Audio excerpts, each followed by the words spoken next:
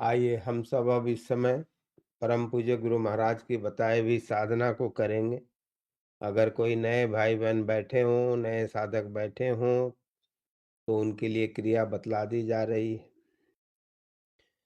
अभी हम सब ने एक भजन सुना, पर वास्तव में देखें तो हम सब के अंदर कुछ न कुछ शक्तियाँ होती हैं, जिसे क्षमता भी कह सकते हैं कि हमारे अंदर कुछ शारीरिक क्षमताएँ, आर्थिक क्षमताएँ, बौद्धिक क्षमताएँ, मानसिक क्षमताएँ या कह सकते हैं सांसारिक क्षमताएँ और आध्यात्मिक क्षमताएँ होती हैं।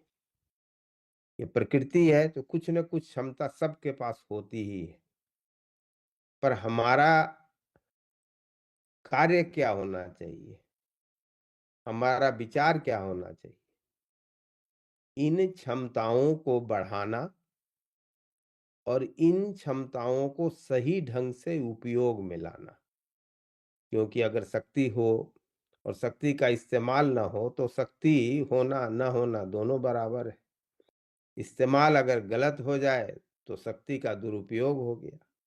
इसीलिए हमारा कार्य, हमारा कर्तव्य इन क्षमताओं को बढ़ाना और सही ढंग से उपयोग करना, उपयोग में लाना, इस्तेमाल करना, ये हमारा कर्तव्य होता है। परम पूज्य गुरु महाराज की यह साधना करने से निश्चित तौर पर हमारे क्षमताओं में विकास होता है। हमारी क्षमताएँ बढ़ती है।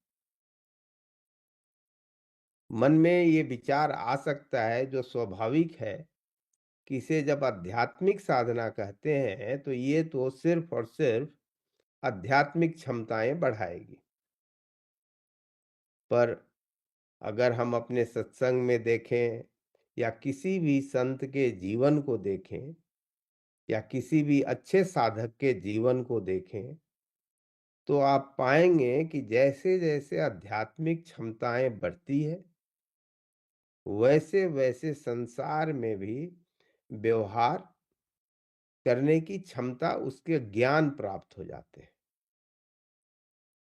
क्योंकि सब चीज के लिए क्षमता का इस्तेमाल सही ढंग से तभी कर सकते हैं जब हमारे अंदर उसको इस्तेमाल करने का ज्ञान हो। ज्ञान भी दो प्रकार के होते हैं, ज्ञान और अज्ञान। वैसे तो एक ही है, एक ही लाइन में है, पर जब ऊपर हो जाए तो ज्ञान, नीचे हो जाए तो अज्ञान। अगर अज्ञान हो तो उनका इस्तेमाल हम गलत ढंग में करेंगे और अगर ज्ञान हो तो उनका इस्तेमाल हम सही ढंग से करेंगे। इसीलिए महाराज की यह साधना करने से निश्चित तौर पर वह बौद्धिक शांति आती है।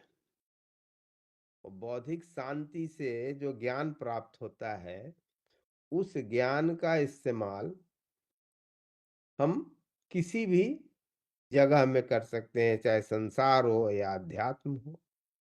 किसी भी शक्ति का, जैसे शारीरिक शक्ति है, इस शारीरिक शक्ति का इस्तेमाल हम आध्यात्मिक साधना में करने के लिए भी कर सकते हैं, संसार में कुछ पाने के लिए भी कर सकते हैं या संसार में कुछ नष्ट करने के लिए भी कर सकते हैं। नष्ट करना ही दुरुपयोग हुआ।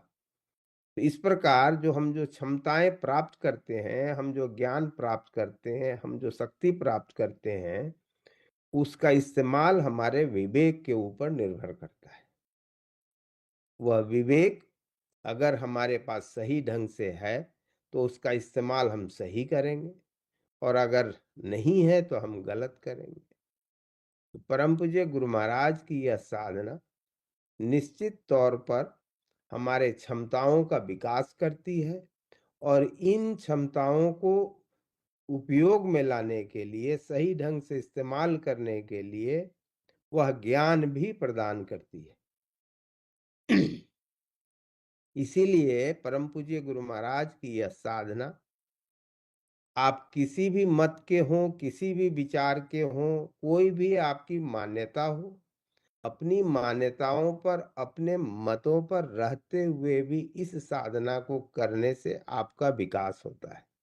इसीलिए यह साधना जीव मात्र के लिए है। हम सब उसी साधना को करने के लिए इस समय बैठे हैं।